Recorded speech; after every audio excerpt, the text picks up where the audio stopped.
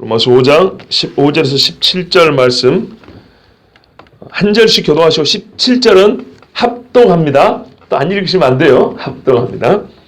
그러나 이 은사는 그 범죄와 같지 아니하니 곧 한 사람의 범죄를 인하여 많은 사람이 죽었은즉 더욱 하나님의 은혜와 또한 한 사람 예수 그리스도의 은혜로 말미암은 선물은 많은 사람에게 넘쳤느니라.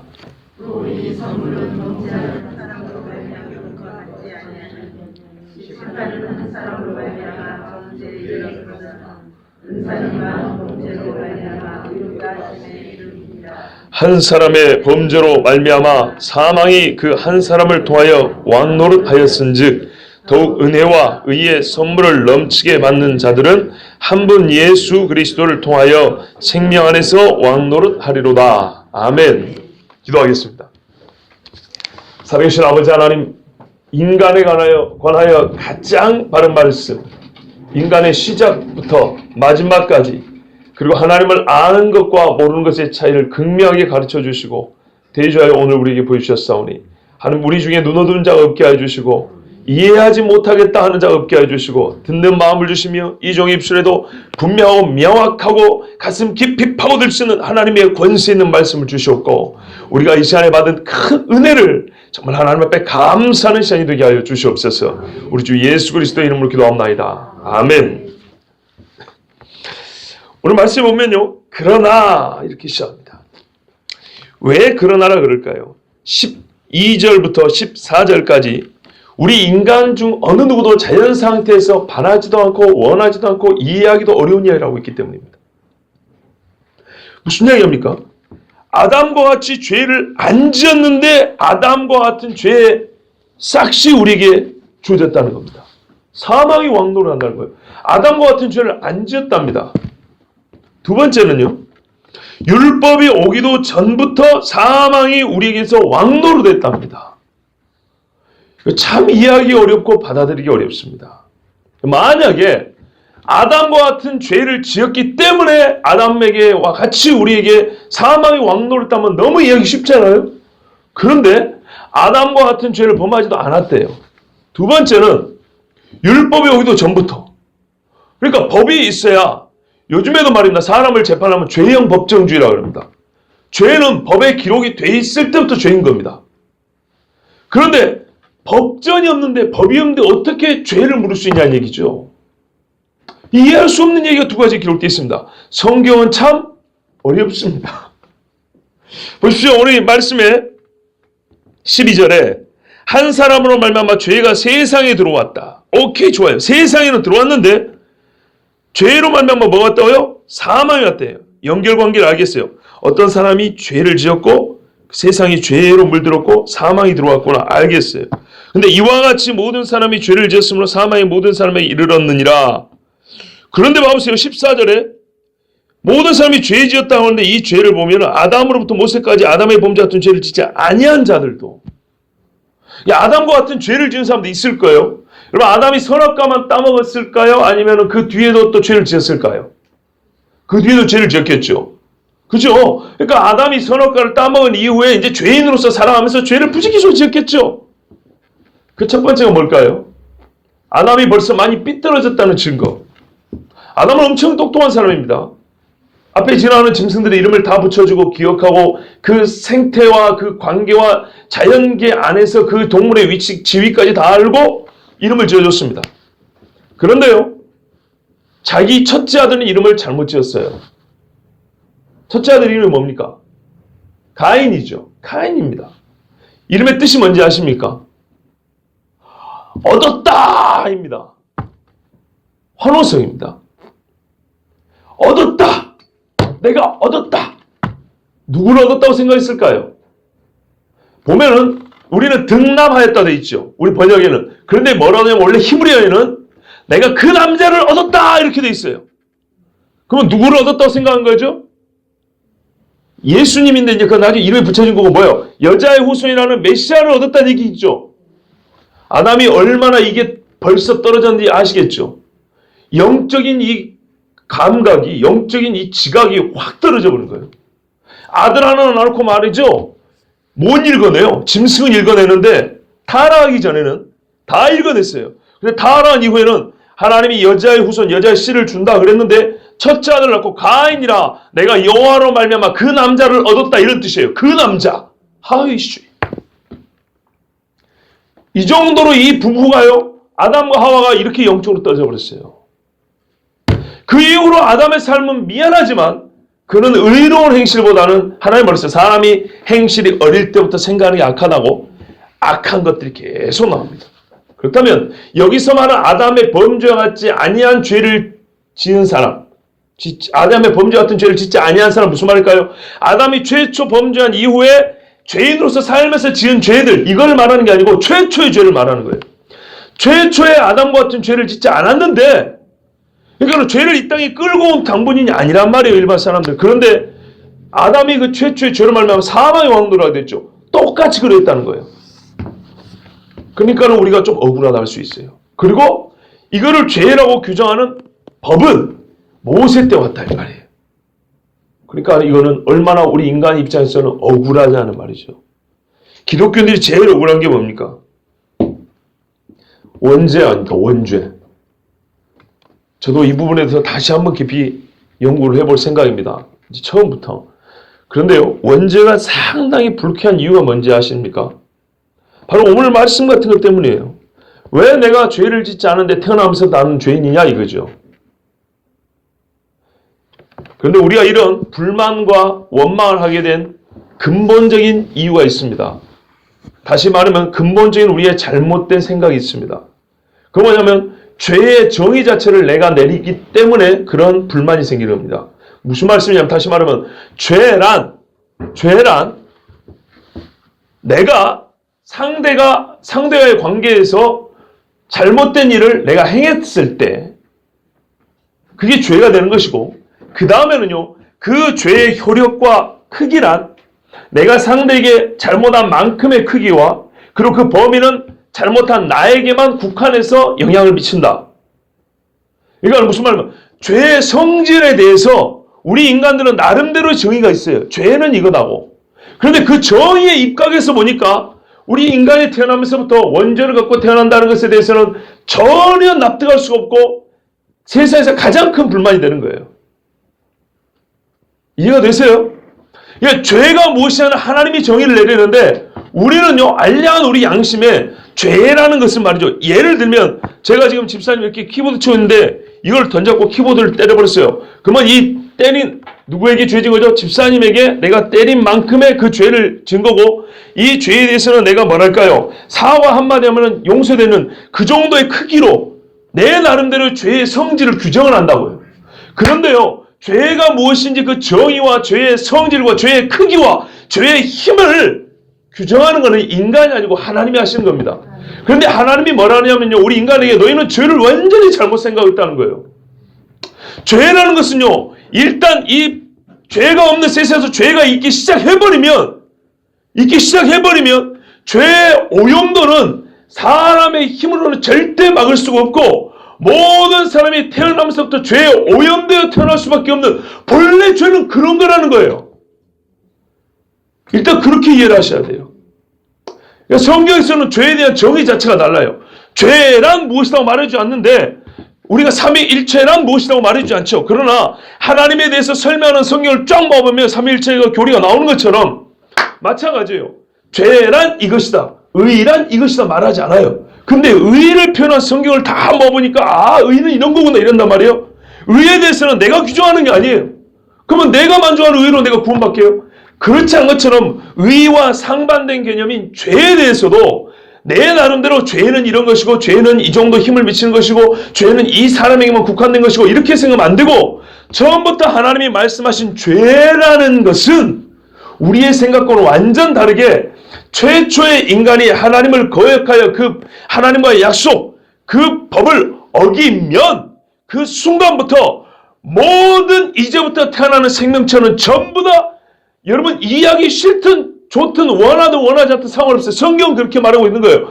모든 태어나는 생명체는 전부 다 죄의 지배 아래에 있다고 하는 것이에요. 그게 죄의 악된 세상 안에 죄인으로 사는 거예요. 일관성이 있지 않습니까? 본래부터 죄는 그런 것이라고 하나님이 규정을 해놨는데 고작 죄인인 주제에 스스로 죄를 정의를 해요. 그래서 우리는 어떻게 했냐면요. 죄를 자꾸 좁혀 만들어가요. 작게 만든다고요. 축소시켜요. 그러고 나서 이런 작은 죄의 개념을 가지고 나를 비춰보니까 별로 회개할 것도 없고 우리 인간 전체를 보니까 꽤나 죄 밖에 의로운 사람도 있는 것 같고 하나님이 우리를 다 죄인이라고 규정하는 것이 좀 억울하고 거기다가 갓난 애를 보고도 원죄를 갖고 태어났다는 것은 더더욱이나 원망스럽고 하나님이 오히려 불의하게 보이는 거예요.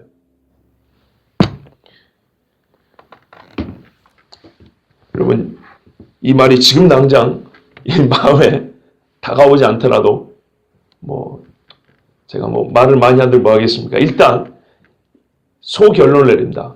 죄에 대한 정의는 우리가 죄를 정의한 것을 나름대로 갖고 있다는 것을 인정을 해야 됩니다. 그런데 이 우리 인간이 갖고 있는 죄에 대한 정의는 하나님이 내린 죄에 대한 정의에 비해서 심히 작고 심히 그 힘이 약한 진짜 축소형 죄의 개념을 우리가 갖고 있다는 것을 아무리 강조해도 지나치지 않다는 것을 여러분 꼭 먼저 기억하고 오늘 말씀을 보셔야 됩니다. 여러분 아담과 같은 죄를 범죄하지 않은 사람에게도 죄는 왕노로 됐습니다. 율법이 오기 전에도 사망이 왕노로 됐습니다. 왕이라는 것은 지배하는 거고요. 왕노릇 하는데 그 밑에 있었다는 것은 지배를 당했다는 것입니다. 사람은 죄와 사망에서 지배를 당하고 있었습니다. 이를 부정할 방법도 없고 이유도 없습니다. 문제는 성경을 우리에게 수용하겠느냐 하지 않겠느냐를 말합니다. 그런데 가만 보면요. 인간의 죄인됨에 관하여 성경보다 더 자세히 말해주고 더 정당하게 표현해주는 말씀은 어디에도 없습니다. 여러분 세계 최고의 석학들을 가서 물어보십시오. 죄인에 대해서 한번 정의를 내려보세요. 성경같이 이렇게 다양한 표현법으로 깊이 그리고 많은 개념을 동원해서 죄인됨을 설명해주는 책과 가르침은 이 세상 어디에도 없습니다. 지난 시간에 말씀드린 대로 아담은 인류의 대표고 머리입니다. 율법이 있을 때부터 죄를 규정하고 죄를 만든 법이 아니라 율법이 주어졌을 그때부터 죄를 인식하게 하고 죄를 자각하게 하고 죄의 심각성과 결과에 대해서 명식적으로 가르쳐주고 죄를 용서받고 사망에서 벗어날 길을 가르쳐주기 위해서 주신 법이지 율법은 죄가 아닌 것을 죄로 만들기 위하여 주어진 법이 아닙니다. 세상에서는 법이 있을 때부터 죄가 아닌 것이 죄가 되지만 율법이 있을 때부터 지금부터 이게 죄다고 말한 것이 아니고 이미 죄는 있었고 그것을 우리 사람들이 어쩐다고요? 우리는 축소형이기 때문에 죄를 깨닫지 못하고 깨달으려는 마음도 없고 깨닫는다 하더라도 이렇게 작게 생각하기 때문에 전혀 하나님의 은혜를 구하지 않습니다. 그러나 죄의 실상을 가르쳐주고 이 죄를 용서받는 방법을 가르쳐주기 위해서 주신 법이 율법입니다. 만약에 이 은혜를 받아들이지 않으면 얼마나 큰 죄의 싹을 받아야 되는지 그것을 정확하게 가르쳐주는 것도 율법입니다. 율법은 다시 붙이셔야 합니다. 율법에 있을 때부터 죄가 있는 것이 아니고 이미 존재했던 죄를 규정하여주고 가르쳐주고 용서받을 길까지 보여주기 위해서 주신 법이 율법입니다. 그래서 율법은 한편으로는 저주요 한편으로는 은혜인 것입니다. 그런데요 우리가 14절에도 보고 이제 앞으로도 보겠지만은 또 좀 이해 안 되는 게 있어요. 오늘 15절에도 보면 아담의 한 범죄로 말미암아 많은 사람이 죽었다 그랬어요. 그런데 이 많은 사람이 죽었다는 말은 다 죽었다는 얘기입니다. 지금 수를 한 사람 두 사람 세겠다는 개념이 아니고 총체적인 개념을 말한 겁니다. 다 죽었다는 얘기입니다. 그런데요 뒤에 보면 한 사람 예수 그리스도의 은혜로 말미암은 선물은 많은 사람이 넘쳤느냐 이거는 제한이 되어 있습니다. 그러면 또 이 차원에서 여러분 저는 지금 차례차례 가기 전에 중요한 것들을 하나씩 짚고 먼저 시작하는 겁니다. 우리가 오해하고 좀 불만을 가지는 요소들이에요. 의아해하는 요소. 그 중에 이제 이겁니다. 아니 아담이 죄를 지어서 그 죄의 힘은 어마어마해서 생내적으로 태어날 때부터 우리는 죄인이라면서 두 번째 아담인 예수님이 왔을 때는 우리는 왜 생내적으로 의인이 되지 않는 고입니다. 태어나면서부터 의인이 되지 않냐 이 말이죠. 그러니까 아담 이후의 사람들은 태어나면서부터 죄인이라면서요. 그렇잖아요. 대표를 하니까. 근데 예수님이 왔으면 두 번째 아담이면 말이죠. 마지막 아담이면 이제부터는 예수님 한 사람으로 말하면 똑같은 개념이니까 이제 예수님 오신 이후에 태어난 사람 우리는 생리적으로 태어날 때부터 의인이어야 되지 않냐 이 말이죠. 그런데 왜 여기는 제한을 둬서 믿음을 조건으로 걸었을까요? 불공평하죠. 우리 중에 참 똑똑한 강희영 집사님 불공평하죠. 근데 여러분 불공평하지 않습니다. 불공평하지 않습니다. 우리는 봐보세요. 어떤 것을 긍정을 이해할 때는 긍정의 차원만 이해하기보다는 반대되는 부정의 차원을 같이 보면 이 긍정이 훨씬 더 긍정으로 보이죠. 그렇죠? 부정은 부정만 갖고도 우리가 이해할 수 있고 받아들일 수 있지만 부정은 그에 반대되는 긍정과 대비해서 보면 훨씬 더 부정으로 우리가 인식할 수 있죠. 바꿔볼까요? 예수 그리스도로 말미암아 우리가 많은 사람이 구원을 얻었다는데 이 많은 사람에는 누가 많은 사람이 들어간다고요? 예수님의 속죄사에 대한 뭐가 필요해요? 믿음입니다. 물론 이 믿음은 누가 주죠? 하나님이 주시죠. 그래서 너희가 그 은혜로 말미암아 합니다. 은혜가 우리를 끌어요. 그래서 믿음을 갖게 합니다. 그러니까 근본적으로 은혜고요. 오늘 15절에서 17절 제일 많이 나오는 단어는 은혜입니다. 하나님 뒤에 은혜가 붙고 예수님 뒤에 은혜가 붙습니다. 계속 은혜가 붙습니다. 그러니까 근본적으로 우리가 구원의 확신을 갖게 되는 건 은혜입니다. 은혜가 끌어서 믿음을 갖게 하기 때문에 끌어당기는 은혜를 끝까지 그 안에 붙들고 있으면 우리는 견디고 구원의 성취를 이룬다 이런 말입니다. 구원의 확신을 가지고 산다는 거예요. 제일 포인트는 은혜인데 그 전에 이제 우리가 의문사항 이거예요. 왜?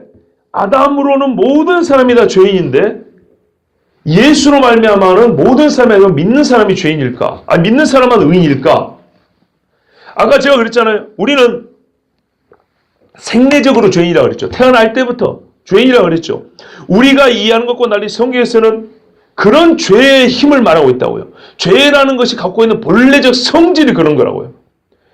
죄가 없는 깨끗한 세상에 죄가 일단 들어와 버리면 어떻게 해요? 쉽게 말해 이런 겁니다. 자연적 본성으로 죄가 우리의 인간의 본성에 내재된 상태로 우리를 지배한다는 겁니다. 모든 생명체는 우리 옛날에 우리 젊은 친구들이 무슨 개념 탑재 뭐 이런 표현 잘 썼는데 죄가 탑재된 그런 상태가 되어버린단 말입니다. 죄가 일단 이 세상에 들어오면 죄는 그런 거예요 원래. 그래서 죄 잊지 마라 그랬어요. 자 그런데요. 이 죄는 태어나면서부터 우리가 갖고 있다고 그랬잖아요. 그러면 이 죄는 반드시 무엇을 자연적 본성으로 또 갖게 하냐? 우리 인간에서 또 다른 자연적 본성을 함께 갖게 하는 그건 뭐냐면 하나님에 대한 불신입니다. 하나님에 대한 불신이요. 이걸 거꾸로 바꿔볼까요? 하나님이 있지 않다는 것에 대한 믿음입니다. 이해되시겠죠 이제? 하나님이 계시지 않고 하나님이 우리를 사랑하지 않고 하나님이 우리를 구원하지 않고 우리는 하나님의 은혜가 필요가 없다는 것에 대한 믿음을 자연적으로 갖고 태어난다는 얘기입니다. 모든 인간이 아시겠죠? 모든 죄인된 인간은 하나님의 없음에 대한 믿음을 갖고 있어요. 그래서 필요한 거 뭐냐면 있음에 대한 믿음으로 바뀌는 거예요. 그래서 믿는 자가 죄인이고 믿는 자가 의인이 되는 거예요. 뭘 믿어요? 의인은 하나님이 계신 것과 그가 자기를 찾는 자의 상 주심을 믿는 거죠. 그런데 구원을 못 받은 자는 뭐냐? 하나님이 없는 것을 믿어요. 하나님이 앞에 우리가 은혜가 필요한 존재라는 것을 필요한 존재가 아니라는 걸 믿어요. 구원 메시아가 없다는 것을 믿어요. 누가요? 모든 인간이 생리적으로 태어날 때부터 본성이 아니에요. 믿음은 하나님이 계시다는 믿음은 본성이 아니고요. 계시지 않다는 것이 본성적 믿음이에요. 아멘이십니까? 만약에 하나님이 계시지 않다는 것이 계시다는 것이 본성적 믿음이 우리는 전도할 필요가 없어요. 그러나 우리는 믿지 않는다는 것을 거꾸로 말하면 뭐냐면 하나님이 없다는 믿음을 갖고 태어난다는 겁니다. 모든 인간이. 그래서 믿음으로 죄인이니까 믿음으로 의인된다는 게 뭐가 잘못입니까? 뭐가 억울합니까? 문제는 죄에 대한 개념을 너무 축소시키다 보니까 모든 인간이 생리적으로 죄인이라는 것 이거를 받아들이기 어려서 그렇지만 본질상 죄가 뭔지 정의 내릴 권한이 나에게 없다는 걸 인정한다면 죄는 우리에게 좀 표현이 그렇지만 이미 우리가 나이도 전에 개념적인 거 끝나버렸고 그 힘은 이미 세상을 지금 정복하고 있고 이미 우리에게 주어져 버린 것이지 우리가 지금 와가지고 죄에 대해서 잠시 정의하고 그걸 축소시켜 나가서 숙소가 되는 게 아니에요. 다시 말씀드리지만 죄에 대한 문제든 복음에 대한 문제든 이거는 수용의 문제입니다. 수용할 것이냐 수용하지 않을 것이냐 문제지 내가 그걸 개선하고 수정하고 바꾸고 첨삭하고 삭제하고 이런 권한은 전혀 주어지지 않았습니다. 일단 이런 문제로 우리가 고민을 해야 됩니다. 사실은. 지난 특별 새벽기도 첫 시간에 제가 그랬잖아요. 교회의 심장이 있다고요. 칭의라 그랬습니다. 그 문제를 가지고 첫날 명확한 설교를 한 게 아니고 여러분에게 이 퀘스천 마크를 붙여드리는 설교를 했습니다. 근데 감사하게도 저희 집사님 오랜만에 칭찬해 줬어요. 마침표를 찍어준 설교가 아니라 물음표를 찍어준 설교였지만 그 물음표가 나에게 거룩한 근심이 돼요. 그 거룩한 근심을 한다는 자체가 나에게는 은혜라고 그런 표현을 해줬어요. 우리 그리스도인들은 말입니다. 세상과는 다른 하나의 근심거리를 갖고 삽니다. 여러분 제일 중요한 건 우리가 죄인이었는데 의인이 되었다는 겁니다. 이 위대한 변화에 대해서 이게 어떻게 된 것인지 왜 나는 죄인이었고 나는 어떻게 의인이 된 것이고 의인이 된 다음에 어떻게 되는 것인지 이것은요 우리가 일평생 믿으면서도 고민해 봐야 할 주제입니다. 그런데 이것이 쉽게 이해되지 않는 것은 이미 우리는 태어날 때부터 죄인으로 태어났기 때문에 아담보다 훨씬 못한 수준에서 이 영적인 지각을 갖고 있기 때문에 하나님의 말씀을 봐도 이해하기가 매우 어렵고요. 받아들이는 것은 죄의 악된 본성. 여러분 우리가 깨끗한 상태에서 받는 게 아니에요 지금. 저나 여러분도 지금 예수를 믿고 있지만은 심히 더러운 마음 상태에서 지금 이 말씀을 받고 있는 거예요. 그거를 인정해야 되는데 우리 자신에 대한 지각이 엄청 부족하다는 것은 쉽게 우리 자신의 죄인됨, 그 죄인됨의 깊이에 대해서 고민도 안 해보고 가늠을 해보지도 않아요. 어느 정도인지 평상시 우리가 이런 고민을 안 한다는 말입니다. 그러면서 성경에 좀 부딪히는 게 있으면 이게 왜 그럴까 저럴까 그걸 고민하는 게 문제가 아니고 그 고민하는 나 자신이 어떤 존재인가에 대해서 고민이 겸하여 있어야 된다는 거예요. 그런데 아까 그 원죄 문제도 고민할 때 고민하는 나 자신이 이미 죄인이라는 생각 그거를 뺀 다음에 나는 꽤나 바른 지각이 있고 나는 꽤나 깨끗한 영성을 가지고 있고 나는 상당히 지혜로운 사람에서 이걸 고민하면 풀 수 있는 것처럼 그래서 누구는 잘못 말했고 성경은 이건 넘어가고 그래서 요즘에 성경 이거는 사람들이 받아들고 이런 식으로 접근한다는 거예요. 고민하는 그 자신이 어떤 존재에 대해서 생각 안 한다는 거예요. 아 주여 그러니까 이 세상에 이미 생내적 죄인으로 나는 의인이 뭔지 본 적이 없어요 지금 여러분. 태어나면서부터 의인이 뭔지 본 적이 없다고요. 태어나면서부터 의인으로 태어난 사람 본 적이 없다고요. 그러니까 우리 중에서 제일 의인처럼 보여도 저 인간은 원래 의인이 아닌 죄인을 우리가 지금 상대적으로 의롭게 보는 거예요. 여러분 중에 누가 저를 칭찬하면 저는 죄인인데 상대적으로 나보다 조금 낫게 보이는 것이지 나는 의인이 아니에요. 그런 상황 그런 상태에서 우리가 지금 성경을 보는 거예요. 근데 꽤나 의인인 것처럼 성경을 판단하기에 급급하다 이 말입니다. 그래서 제가 처음부터 말씀드려요. 죄에 대한 정의를 다시 한번 생각해 봐야 된다는 겁니다. 죄. 아까 제가 드렸던 말씀을 다시 드리면서 이제 차례도 좀 보겠습니다. 아까 뭐라 했냐면요. 율법은 그 법이 있을 때부터 죄가 시작된 것이 아니고 있는 죄를 인식하게 하고 그 죄책감을 갖게 하고 죄를 용서받을 수 있는 길을 찾기를 갈망하게 만드는 그런 차원에서 저주의 법이면서 은혜의 법이라고 그랬어요. 이게 틀리지 않은 것은 로마서 2장에 우리가 이미 본 대로 무릇 율법 없이 범죄한 자는 또한 율법 없이 망한다 그랬어요. 율법이 없는데 왜 망합니까? 율법이 있든 없든 죄이기 때문입니다. 본인이 알까요? 모를까요? 알아요. 그 밑에 가면 율법 없는 이방인이 본소로 율법의 일을 행할 때는 이 사람은 율법이 없어도 자기가 자기에게 율법이 되나니. 그 밑에는요. 그 양심이 증거가 돼요. 그 밑에는요. 그 마음에 새긴 율법 행위를 나타내느니라. 율법과 같은 하나님의 공의가 그 의로움이 양심이 우리 마음에 이미 새겨져 있다고 그랬습니다. 그런데 뭐예요? 우리 주님이 화 있을진자 한 사람들이 어떤 인간들이냐면 양심이 화인 맞았고 무뎌져 버린 사람들 있죠. 양심이 화인 맞지 않고 무뎌지지만 않았어도 충분히 하나님의 말씀을 들을 수 있고 율법을 보는 순간 하나님 앞에 회개, 자복, 통회할 수 있습니다. 그런데 그렇지 않은 거예요. 진짜 문제는 양심이 죽어버린 것이지 하나님의 법이 돌판에 새겨지느냐 새기지 않은 것은 엄밀한 의미에서는 두 번째 문제였어요. 자, 이래서 우리가 모두 죄인이라고 지금 규정을 했습니다. 그러나 여러분 히브리서를 보면 말이에요. 옛 언약과 새 언약을 대조합니다. 옛 언약은 제사와 제사장으로 대표되고요. 새 언약은 예수님과 예수님의 죽음으로 대표됩니다. 그래서 비교 대조합니다.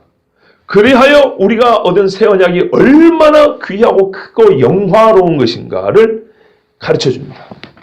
로마서는 똑같이 대조의 방법을 통해서 예수 그리스도로 말미암은 이 의가 얼마나 존귀하며 영광스러우며 큰 것인지를 가르쳐주는데 무엇을 대조군으로 세우냐면 아담을 세운 겁니다.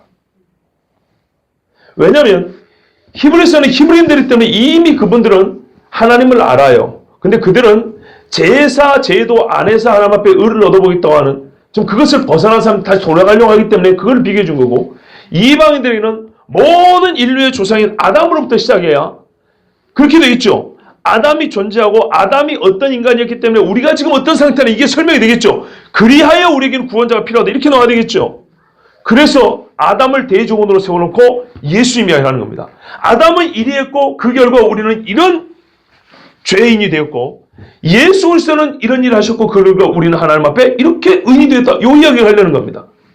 그런데 이제 아까 말씀드린 그걸 이렇게 대비한 것까지 좋은데 그 세부 내용으로 들어가 보니까 갸우뚱거리는 게 꽤나 많다는 거예요. 원죄 문제도 그렇고 죄에 대한 문제도 그렇고, 이쪽에는 다 죄인인데 왜 여기는 믿는 사람만 의인이 되느냐, 그런 전체와 부분 같은 그런 느낌도 있고, 그래서 이런 여러 가지 그냥 단순하게 아담 예수님 하면 거기에 끝에 가는데 세부상으로 들어가면 갸우뚱 한단 말이에요. 그래서 그 몇 가지를 미리 제가 정리를 해드린 겁니다.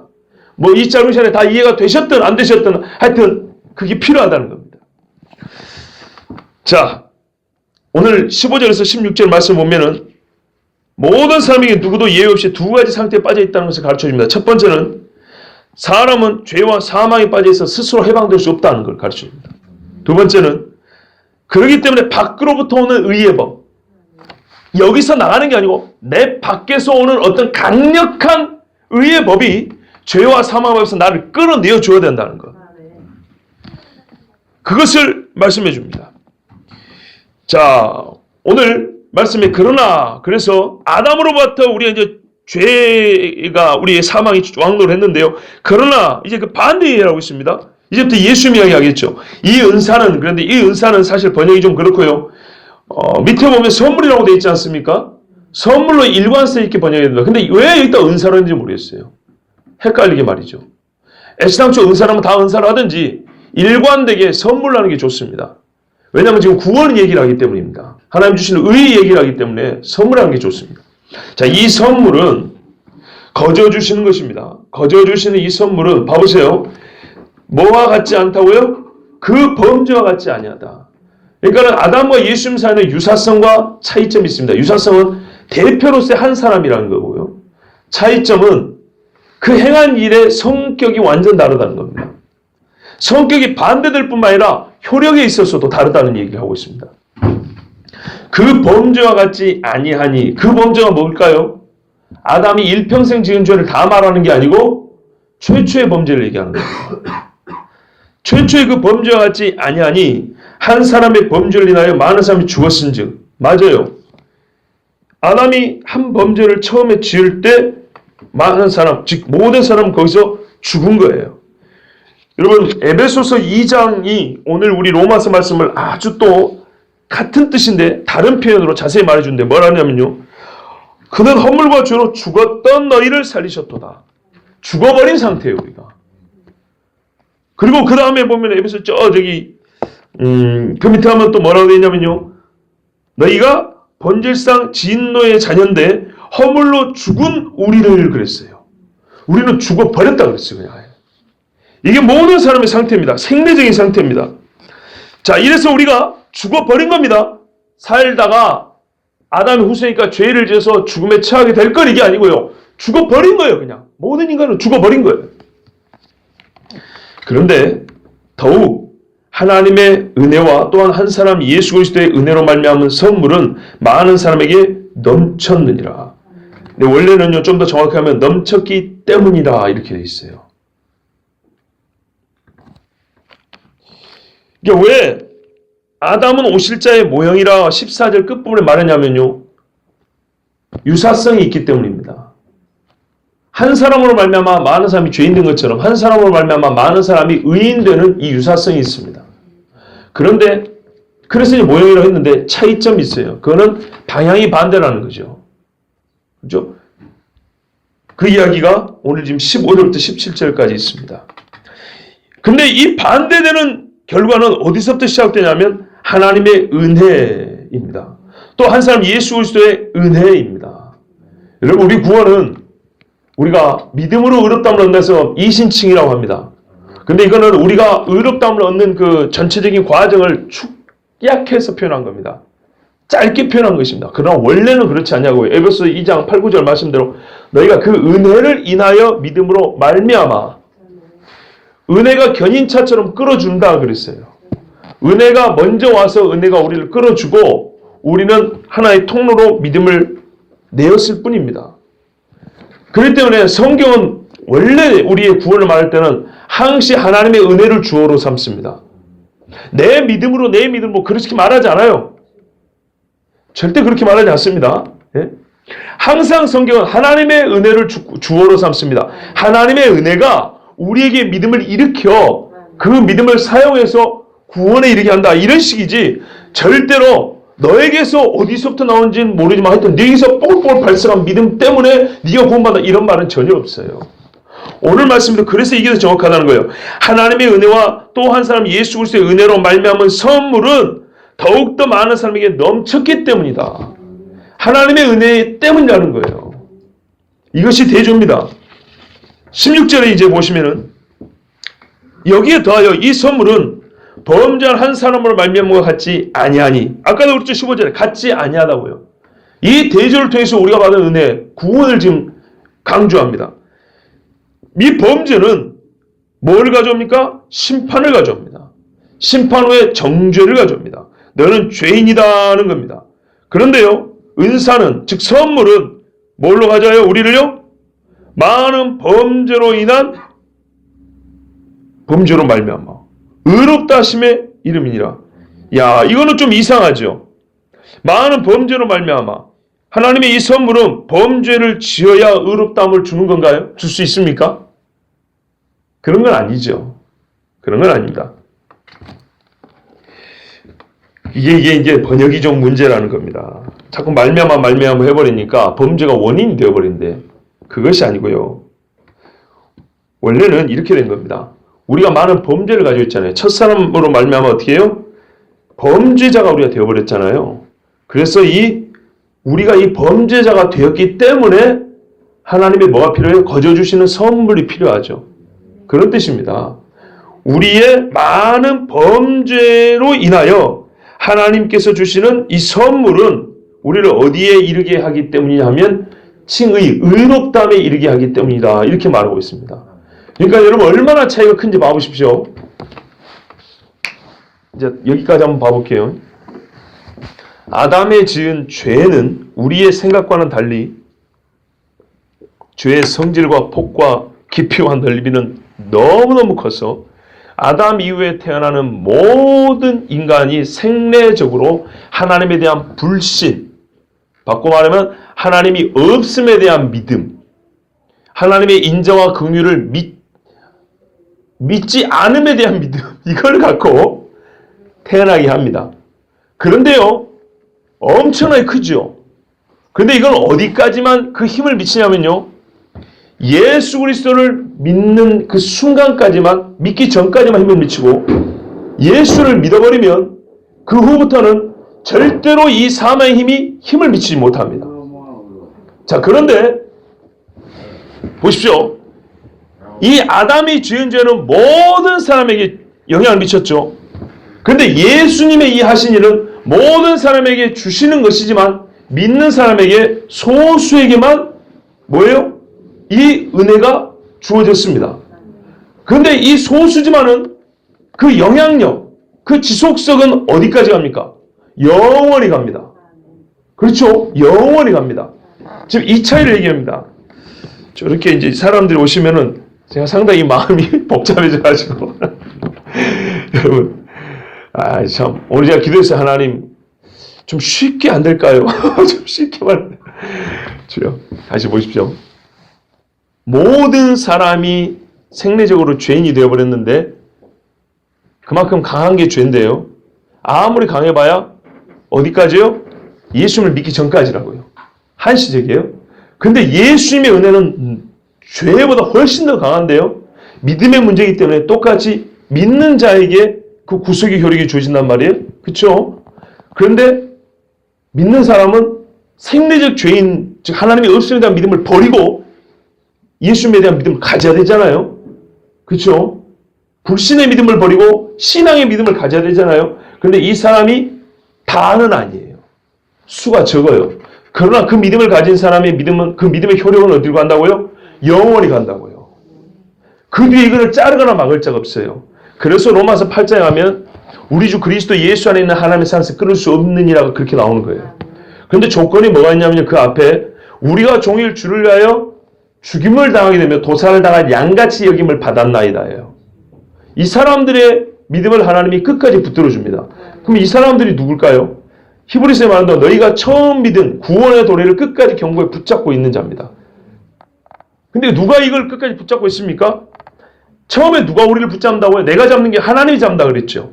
하나님의 은혜가 나를 잡는데 여기서 벗어나지 않고 그 안에 머물러 있으면 하나님의 은혜가 끝까지 어떻게 해요? 우리를 그 뒤에 어떤 것도 이 산에서 끊지 못하게 끝까지 하나님의 은혜가 붙들고 우리를 감싸고 간다 이 말입니다. 그래서 소위 성도의 견이라는 교리가 나오는 겁니다. 그냥 교회 한 번 오면은 이제 한 번 왔으니까 뭐 구원받은 거 뭐 따놓은 거고 뭐 걱정 이런 말이 아니에요. 은혜가 와서 이 불신의 믿음이 제하여지고 진짜 예수 그리스도를 믿는 믿음을 가지게 되면 이 효력을 그 은혜가 먼저 와서 나를 붙잡아줬기 때문에 이게 끝까지 붙들고 영원히 간다 이 말입니다. 자, 그래서 같지 아니하다는 거예요.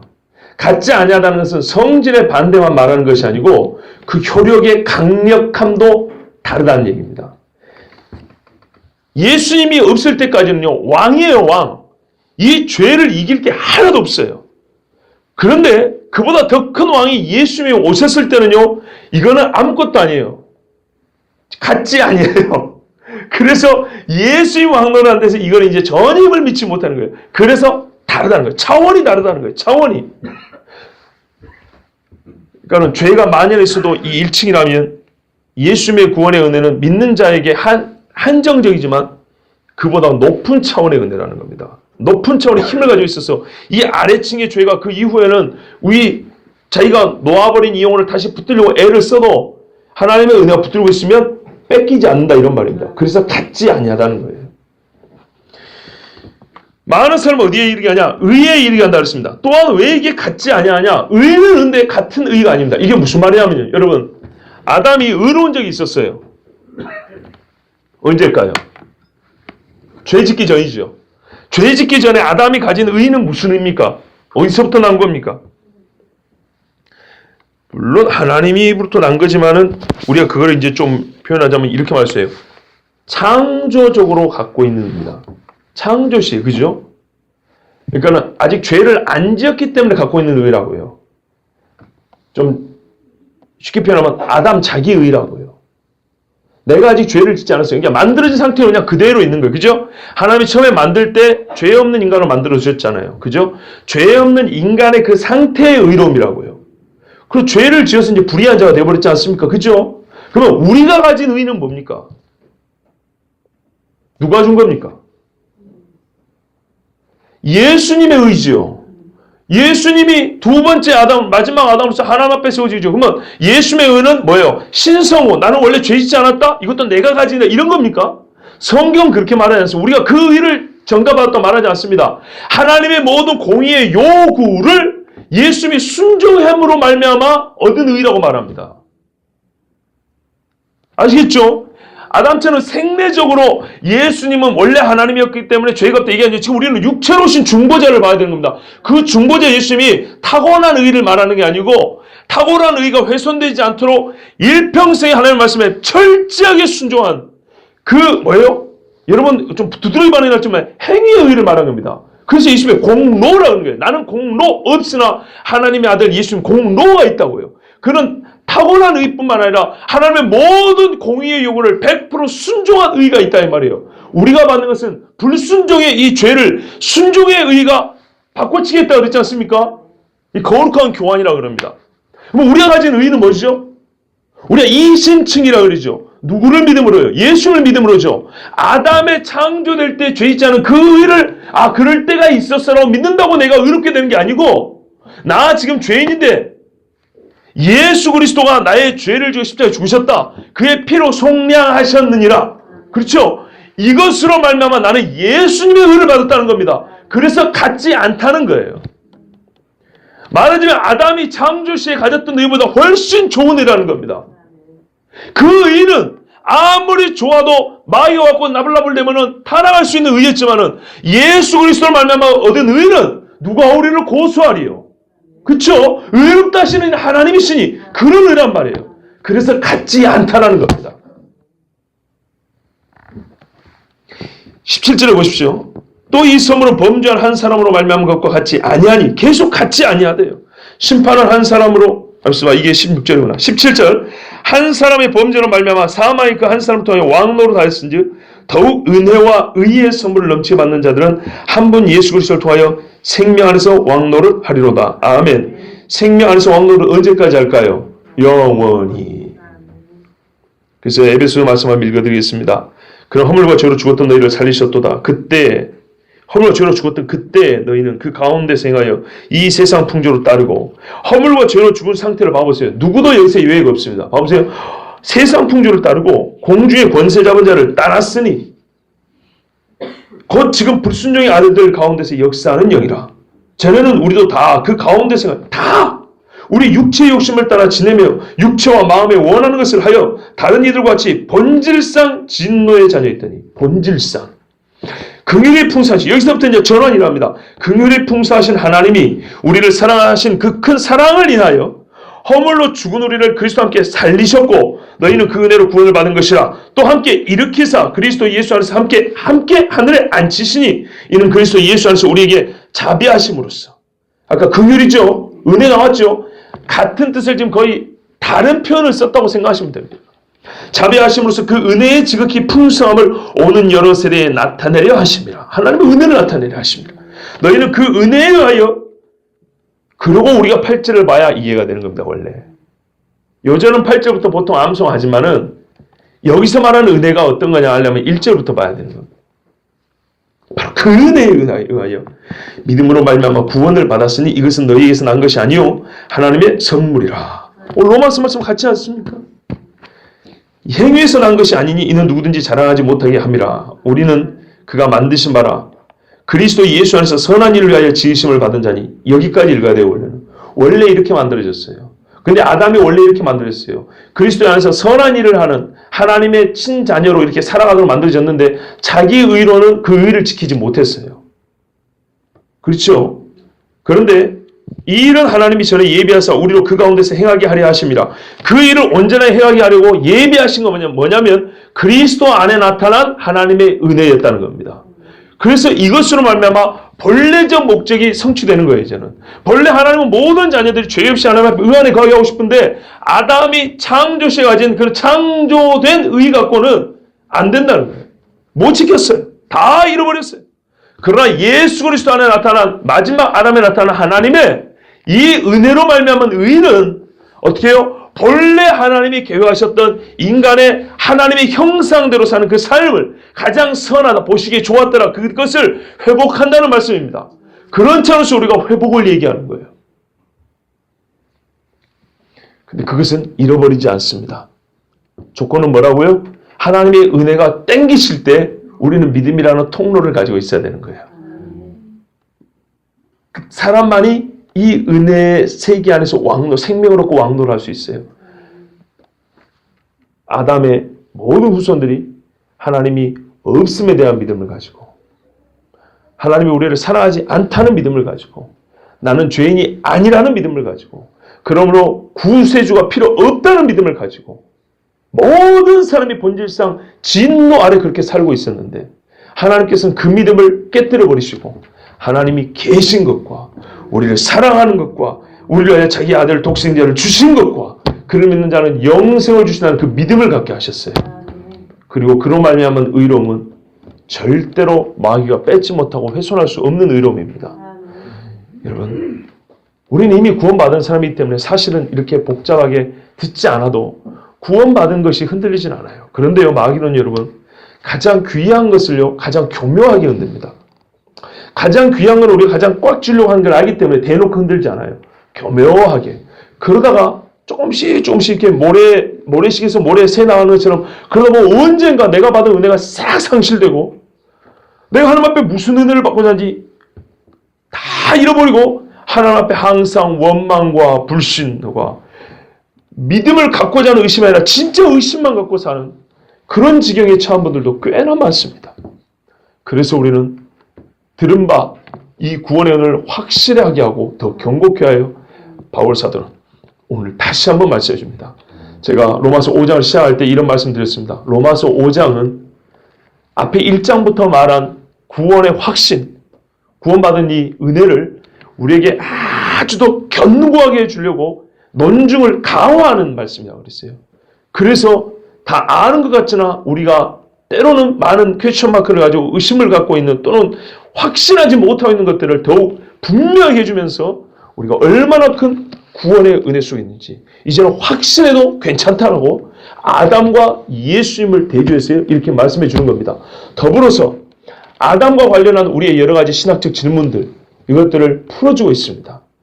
물론 제 자신이 지금 시간도 그렇고 제가 부족해가지고 여러분에게 만족스러운 답변을 해드릴지는 할지라도 여러분이 오늘 이 말씀을 통해서 조금 더 거룩한 고민이 있기를 바라고요.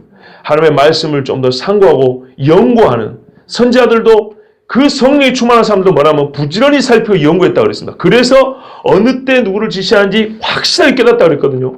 저번에 말씀드렸지만 다니엘도 예레미야서를 가지고 깊이 연구하다가 70년의 약속을 깨달았다고 그랬어요. 다니엘 같은 천재, 그런 영적인 사람도 맞습니다. 우리는 하나님의 말씀을 보면 볼수록 단순하게 보였던 것들이 뭐랄까요? 복잡하게 보이지만 복잡한 것들이 풀려지면서 그 단순한 진리가 마냥 단순한 것이 아님을 우리가 깨달을 수 있고요. 우리에게 얼마나 그 큰 은혜가 뿌리 깊게 내려가는 체험을 할 수 있는지 모릅니다. 바울이 그 목적을 가지고 오늘 우리에게 주신 하나님의 성령에 따라 주신 말씀이니 여러분도 아담과 예수님의 대조를 통하여서 예수 그리스도를 말미암아 우리에게 주신 큰 은혜, 이 구원에 감사하면서 하나님 앞에 신앙생활 해나가길 바랍니다. 우리 이 시간에 함께